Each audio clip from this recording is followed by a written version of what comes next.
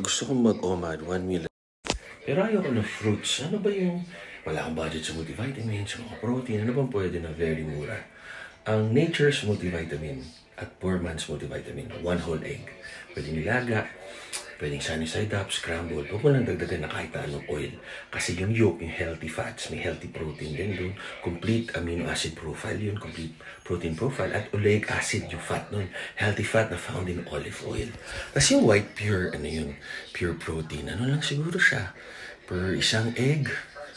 Kung maliit na egg, 4 calories, 4 grams of protein, so 16 calories, 4 calories of fat, 16, so 32 calories lang siya.